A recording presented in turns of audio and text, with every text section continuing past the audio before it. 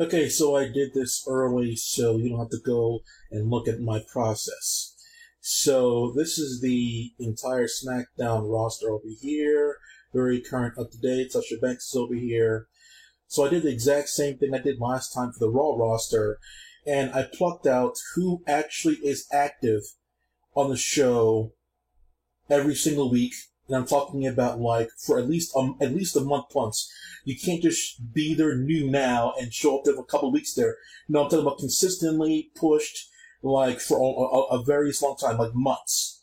So like if you're pushed consistently, if you're there weekly all the time there, you got Apollo Crews, he's always there, he's active. But he did not get the old circle next to him when it comes to important characters. See what I'm saying there? Chad Gable is there all the time, essentially, but he's not an important character. Cesaro, he takes a lot of time off. He did not go into the equation. He did not get an A for being consistently active. Finn Balor, he just showed up, so he did not get an A. Edge, he's a part-timer. He did not get an A. He's not part of the true active roster yet. Like for Finn Balor, he's not part of the true active roster yet, and Edge is not part of the active roster period because we all know he's part-time. So they did not factor into getting a check mark, if you will, that A, active for the thing. Jay and Jimmy, completely active. They've been there for months now. John Cena, obviously not going to be active. Kevin Owens, yes. Nakamura, yes, etc., etc., etc. Rick Boogs, he's a manager of sorts there. He did not get an A for the thing there.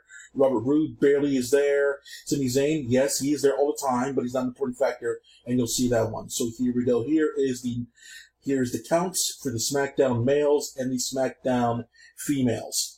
So for the entire roster that you see here, let me see here. I can't get to the managers and stuff like that there, but for what you see here, there are 16. That's right, 16 active men used on a regular basis on the show that have been there for a while. So that's more than Raw's. Yeah, for a 2-hour show, they put more men in the spotlight on the show for a consistent basis so you can get more into the character. So Ray and Dominic, yes, they were part of the thing. Seth Rollins, obviously, yes, he's part of the mark. He was marked. Otis, he was part of the mark. He was there. He's consistently there. However, where things get interesting is on SmackDown, there's only 3 people of importance. Of those 16 guys, there's only 3 people of importance on the show where promos are written about them storyline-wise on a consistent basis. Not just now around the special time of the year, on a consistent basis. Roman, Corbin, and Seth. They're the only ones with a consistent storyline on the entire show. Roman, Corbin, and Seth. The obvious ones. I checked around. Owens, Nakamura, not good storylines. They're in storylines, but not good ones. They're jokes, essentially. They're clowns, essentially. No one really cares about their stuff. So, of all that stuff there, I wish this was, like, done with only wrestlers so we could get these guys out of here and you really see the whole thing. But, yeah. Out of 16 guys, only 3 are actually used in a serious way. And those 3 guys are likely making the big money of the show, by the way.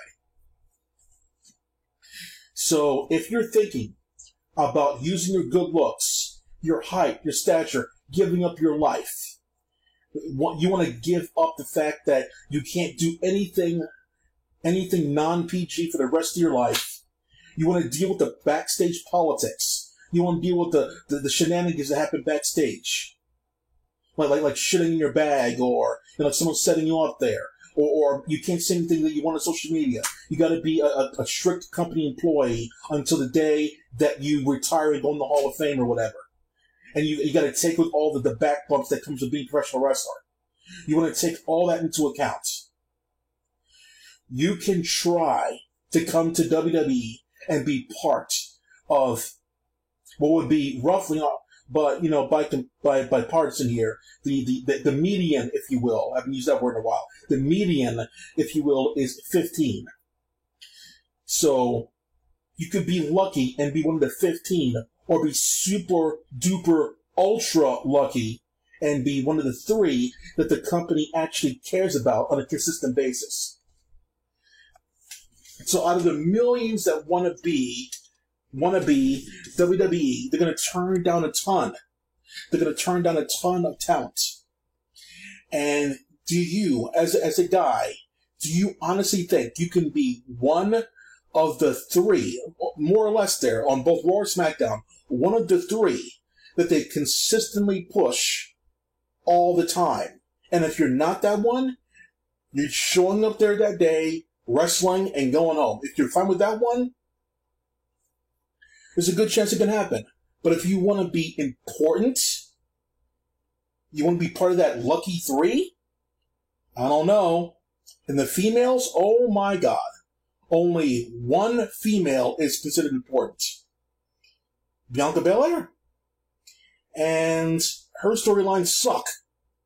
But she's the only somewhat good one, I guess. I'm the EST shit all over again. Sasha Banks just came back, so she's not part of the active roster. The only female active women on SmackDown that are consistently there: Carmella, Bianca, Zelina Vega, and Tamina. Yeah, that's it. These 2, Shotzi and Nox, are 2 new. They didn't factor into anything. Toni Storm, she took time off. She didn't factor into anything. So there's only 4 active women. And Zelina Vega wasn't going to go on the list there, but for the past couple of weeks now, she's been on the show. Losing, of course, but she's been in there consistently doing nothing. But she is active. Actually active.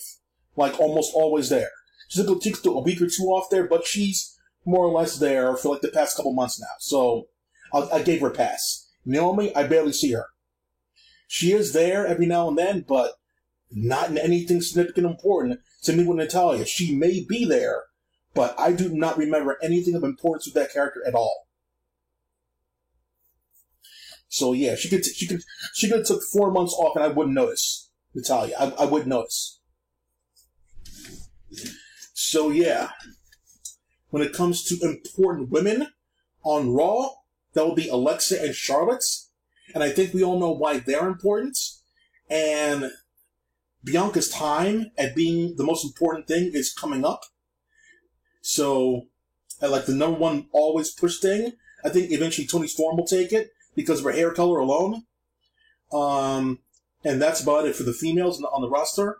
For maybe Carmella will somehow transfer into something else there. Maybe she'll be important.